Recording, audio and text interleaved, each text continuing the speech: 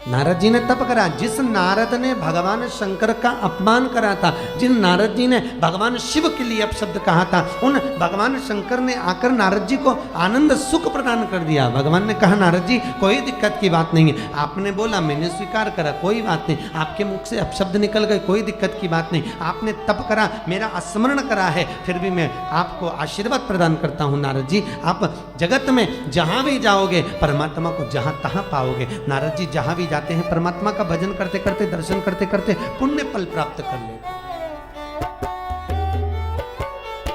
मेरा ही दर्शन।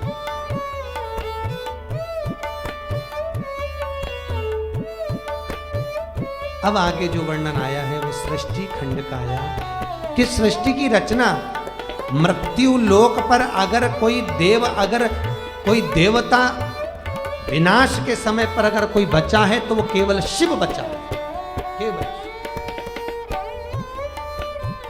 कितनी बड़ी त्रासदी हुई थी 16 जून को केदारेश्वर में, कितनी बड़ी, सब नाश हो, सब नष्ट हो, सब चले गए, बचा कौन? केवल एक शिव, केवल एक शिव।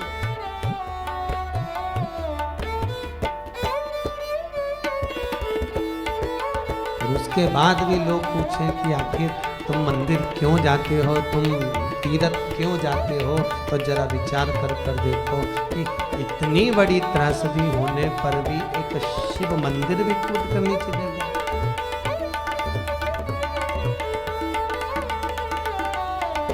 प्रलय के समय पर, विनाश पर कुछ भी नहीं, एक पानी का केवल एक बुलबुला, केवल एक बुलबुला।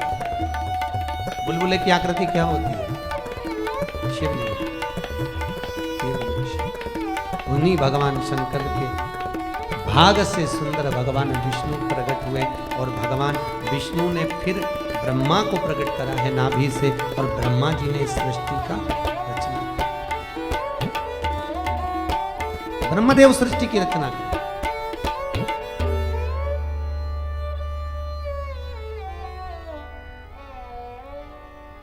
ब्रह्मा जी ने अपनी जंघा से मनु और शत्रुपा को उत्पन्न करा। प्रियवत उत्तानपाद पुत्र हुए, कन्या देवहूति प्रसूति का जन्म हुआ।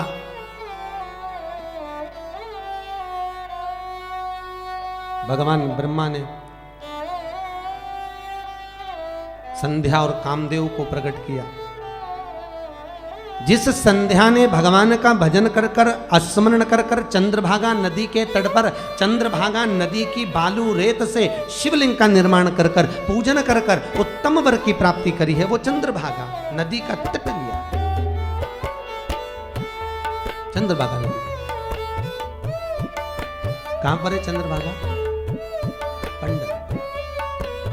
आज भी प्रमाण है, अगर चंद्रभागा नदी की बालू रेत का शिवलिंग बनाकर जिसकी विवाह नहीं हो रहा हो, शादी नहीं हो रही हो, संबंध में देरी हो रही हो, चंद्रभागा नदी के बालू रेत का शिवलिंग बनाकर उसकी अर्चना कर कर उसी जलाशय में उसको विसर्जन कर दो तो बच्चा बच्ची का संबंध शीघ्र हो जाए। कितना भी शादी में देर हो रही हो तो भी हो जाए। आप लोग पंढरपुर जावें तो जरूर।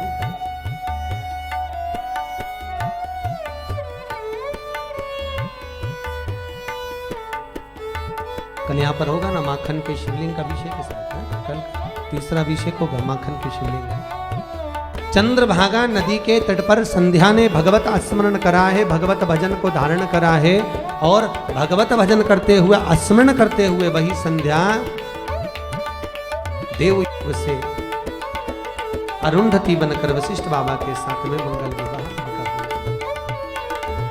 धर्म संस्कार से जुड़ी अन्य जानकारी के लिए हमारे चैनल को सब्सक्राइब करना ना भूलें।